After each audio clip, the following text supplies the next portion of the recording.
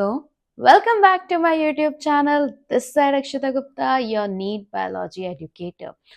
बहुत सारे बच्चे डॉक्टर बनना चाहते हैं मगर एक चीज उनको बहुत तंग करती है और वो है इफेक्टिव लर्निंग क्या है और कैसे करनी चाहिए। कुछ चीजें हैं जो हम लोग देखेंगे कि इफेक्टिव लर्निंग करते कैसे हैं या हम कह सकते हैं हाउ टू स्टडी इफेक्टिवली। अगर देखा जाए तो हम लोगों की जो लर्निंग स्टाइल है हमें सबसे पहले वो समझना चाहिए। ऐसा नहीं है कि एक बच्चे की एक ही लर्निंग स्टाइल होगी, हर बच्चे की एक ही लर्निंग स्टाइल होगी। सारे बच्चे इंडिविजुअली लर्न करते हैं, सबके लिए कुछ ना कुछ डिफरेंट होता है और कुछ ना कुछ सेम होता है। सबसे पहले तो अपने अंदर झांकिए और देखिए कि हमें कैसा लर्न करना चाहिए। हमारे लिए सबसे बेस्ट क्या है, लिख लिख के याद करना या मेमोराइज करना, रिवाइज करना, क्वेश्चन प्रैक्टिस करना और क्या क्या हो सकता है। फिर देखा जाए तो दूसरा चीज होता है कि एक बहुत ही प्रॉपर स्टडी प्लान बनाएं। जैसे कि मुझे समझ में आ गया कि मुझे कुछ कुछ चीजें लर्निंग कैसे होगी, कुछ कुछ चीजें बहुत बार रिवाइज करनी पड़ेगी, ऑन दी अदर हैंड कुछ चीजें मेरी एक बार में ही हो जाएगी, लिख के देखूंगी। तो उसके हिसाब से प्रायोरिटी देके हुए मुझे एक स्टडी प्लान बनाना है मेरे खुद के लिए। इंडिविजुअल का स्पेसिफिक होता है, कोई डे टाइम पे ज्यादा पढ़ता है, कोई किसी टाइम पे ज्यादा पढ़ता है, तो स्पेसिफिक एक स्टडी प्लान बनाना है। देन उसके बाद हमें कुछ टेक्निक्स जो सबके लिए कॉमन होती है वो फॉलो करनी है, that is active learning, then repetition मतलब बार बार revision, then note taking and practice testing. देखो आप लर्न करते जाओ, सिर्फ मेरे लेक्चर्स या आपके किसी के भी लेक्चर्स देखते जाओ, राइट? उससे आपका कुछ नहीं हो सकता अगर आप उसको रिवाइज नहीं करेंगे, उसके नोट्स नहीं बनाएंगे एंड बच्चा साथ में उससे रिलेटेड क्वेश्चन प्रैक्टिस नहीं करेंगे। ये आपको हमेशा अपने पॉइंट में रखना है। हम लोगों ने देख लिया है कि मेरे लिए ज्यादा बेनिफिशियल क्या है, लर्न करना ज्यादा बेनिफिशियल है, रिवीजन मेरा ओरली ही हो सकता है, मतलब आपके पन्ने पलटा के रिवीजन हो सकता है या लिख के रिवीजन हो सकता है, ये देख लिया। फिर आपने एक टाइम टेबल बनाया कि मॉर्निंग में मैं इतने आवर पढ़ूंगा, इवनिंग में इतने आवर पढ़ूंगा, कोचिंग मेरे इतने बजे है, स्कूल मेरा इतने बजे है। उसके बाद मेक श्योर क्या करना है, ये चार चीजें कि क्लास में जो पढ़ लिया है बच्चा वो क्या करना है, री रिवाइज करना है सेम डे पे। देन उसके बाद क्या करना है, उसके बाद आपको नोट्स भी बनाने हैं और आपको क्वेश्चन प्रैक्टिस भी करना है। फिर अगर देखें तो सबसे इंपॉर्टेंट होता है एक एनवायरनमेंट। मुझे पर्सनली जैसे एक रूम चाहिए होता है जिसमें बेड भी चाहिए होता है पढ़ने के लिए, मगर किसी किसी को क्या चाहिए रहता है, सिर्फ टेबल चाहिए रहता है। मेरे रूम में कोई एंटर नहीं हो सकता जब मैं पढ़ती हूँ या पढ़ रही होती थी पहले। अब कुछ किसी किसी को लाइब्रेरी चाहिए, किसी किसी को ग्रुप स्टडी में अच्छा लगता है, किसी किसी को इंडिविजुअल। तो अपना कंफर्टेबल किस में है आप ये जानिए और उस कंफर्टेबल एनवायरनमेंट में पढ़िए। कभी भी कहीं पे भी ऐसे ही ना देखें क्योंकि वो प्रोडक्टिव नहीं हो सकता। मे बी आपने 10 पन्ने पढ़ लिए हैं उसमें, मगर क्या वो प्रोडक्टिव है, ये हमारा काम है देखना। देन इसके बाद सबसे इंपॉर्टेंट चीज है कि हमें खुद से ही मोटिवेटेड होना चाहिए और स्ट्रेस को मैनेज करना चाहिए। उसके लिए आप लोग कुछ कुछ एक्टिविटीज कर सकते हैं, जैसे कि morning walk, yoga, breathing exercise, या हर क्लास के बाद या हम कह सकते हैं हर 2-3 घंटे की इफेक्टिवली प्रोडक्टिवली स्टडी करने के बाद आपको क्या करना है, you have to take a break. और कैसा ब्रेक, 10 मिनट का, ठीक है?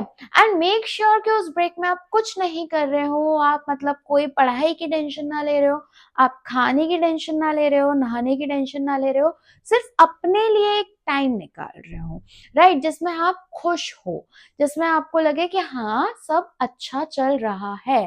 देखो मैं मोटिवेट आपको कर सकती हूँ, दूसरे लोग मोटिवेट कर सकते हैं, बट खुद से मोटिवेट होके पढ़ना बहुत ही गजब होता है। ट्राई करना कभी। आप लोगों को टेंशन नहीं होनी चाहिए रिजल्ट की, आपको बस पढ़ने की टेंशन होनी चाहिए, और रिजल्ट आपको खुद से ही आएगा अगर आप इफेक्टिवली पढ़ोगे तो। नेक्स्ट चीजें जो होती है वो ये होती है कि कुछ कुछ कॉमन मिस्टेक्स आपको अवॉइड करनी है। जैसे कि सबसे बड़ी कॉमन मिस्टेक है, बच्चे सिर्फ और सिर्फ पढ़ते रहते हैं बुक्स, क्वेश्चन प्रैक्टिस नहीं करते हैं। सो क्वेश्चन आप 10 जगह से लेक्चर्स पढ़ लोगे, सुबह से लेकर रात तक पढ़ोगे, 18-18 घंटे पढ़ोगे, कुछ फर्क नहीं पड़ेगा जब यहाँ पर कुछ नहीं जाएगा, और यहाँ पर जब जाएगा, जब आप बहुत सारे क्वेश्चंस करोगे। तो कॉमन सबसे जो वो होती है कि आप बहुत सारे क्वेश्चंस नहीं करते हो। एंड उसके बाद सबसे बड़ी दिक्कत ये होती है कि बच्चे क्वेश्चंस करते हैं तो वो उनका एनालिस नहीं करते। 10 क्वेश्चन करें, भाड़ में जाए, चैप्टर हो गया। भाड़ में नहीं जाना चाहिए वो चैप्टर, उसका हाल ख्याल एनालिसिस होना चाहिए कि कितने क्वेश्चंस मेरे सही है और कितने गलत हैं, और जो गलत है वो क्यों गलत है ये भी हमें पता होना चाहिए, और उसको हाल ख्याल रिवाइज करना चाहिए। देन दूसरी कॉमन मिस्टेक्स जो होती है बच्चों की, वो होती है कि मोबाइल साथ में लेके पढ़ना। मेक श्योर कि आप लोग मोबाइल जब क्लासेस ले रहे हो तो कुछ नहीं कर सकते, राइट, बट जब आप लोग सेल्फ स्टडी कर रहे हो तो उस टाइम पे आपका मोबाइल दूर रहना चाहिए। बहुत लोग जो अफोर्ड कर सकते हैं वो आपकी डीपीपीज वगैरह प्रिंट करवा सकते हैं, और वो प्रिंट से पढ़ें, ना कि आप मोबाइल से करो। क्योंकि आपको अगर एक क्वेश्चन नहीं आएगा तो आपकी टेंडेंसी है कि आप गूगल पे जाके, चैट जीपीटी पे जाके उसका आंसर देख सकते हो, तो वो हमें नहीं करना है। हमें बाद में जब सारे क्वेश्चंस, क्योंकि एक बार चले गए ना तो there is no coming back, और 1-1.5 घंटा ऐसे ही खराब हो जाता है, मिनिमम आधे घंटे तो खराब होते ही हैं। सो वो हमें नहीं करना है, we have to avoid that. दूसरा चीज हमें क्या अवॉइड करना है, हमें जब हम पढ़ रहे हैं तो 40-50 मिनट्स के बाद हमें कुछ कुछ थॉट्स आने लगते हैं about our friends, about our family, about our different relations, right. तो वो सारे थॉट ना लाएं। कैसे? जैसे ही आपको ये थॉट आने लगे, देखो बेटा 5-10 मिनट में आ रहे हैं तो तुम लोग कुछ गलत कर रहे हो, बट 50-60 मिनट्स में आ रहे हैं, then you are on the right path. But आपको क्या करना है, उस 50-60 मिनट्स के बाद आपको 5 मिनट्स का क्विक क्या करना है, एक ब्रेक ले लेना है। और सबसे बड़ी गलती करते हैं बच्चे कि बड़ा बड़ा एक एक पूरा एक साथ बहुत सारा पढ़ते हैं। एक साथ बहुत सारा पढ़ना, यानी कि हम कह सकते हैं वन शॉट टाइप की वीडियोस देखना, वो रिवीजन के लिए बहुत अच्छा होता है, very good for the revision. But first time आपको चंक्स चंक्स में ही पढ़ना है। तीनों सब्जेक्ट को, पीसीबी तीनों सब्जेक्ट को आपको ध्यान देना है बराबर। थोड़ा थोड़ा पढ़ो, क्वेश्चन प्रैक्टिस करो, है ना। तो उसमें आप टाइम पूरा लेके जाओ कि आपने 3-4 घंटे की क्लास ले ली, अब उसके बाद आपको 4 घंटे क्वेश्चन प्रैक्टिस और रिवीजन में निकालने हैं। ये नहीं कि आप 10 घंटे की क्लास ले रहे हो, that is not going to help you out guys, ठीक है। देन फिर भाई, आपके जमाने में तो टेक्नोलॉजी है तो उसका फायदा उठाया जाए, ग्रुप स्टडीज करो, आंसर्स ढूंढो, नई नई चीजें। जब आपको कोई लाइन नहीं समझ में आ रही है तो don't waste your time, directly जाओ, मगर अपने आप को ये बोल के कि इस लाइन के बाद वापस मेरे को बुक पे ही आना है, चैट जीपीटी पे और फालतू के क्वेश्चंस नहीं पूछने हैं, राइट। एंड यही आपका कंक्लूजन है कि देखो बच्चा, लास्ट में यही पढ़ना आपको है, मार्क्स आपको लाने हैं, रिजल्ट्स आपका है, राइट। हम आपके पेरेंट्स सब एक जरिया है आपको सिर्फ मोटिवेट करने के लिए और कुछ पढ़ाने के लिए। सो सबसे बड़ा मोटिवेशन होता है सेल्फ मोटिवेशन। अगर आपने अपना गोल बना लिया है that you have to crack the exam, then लग जाओ उस पे। अभी भी टाइम है, थोड़े दिन बाद वो भी नहीं रहेगा।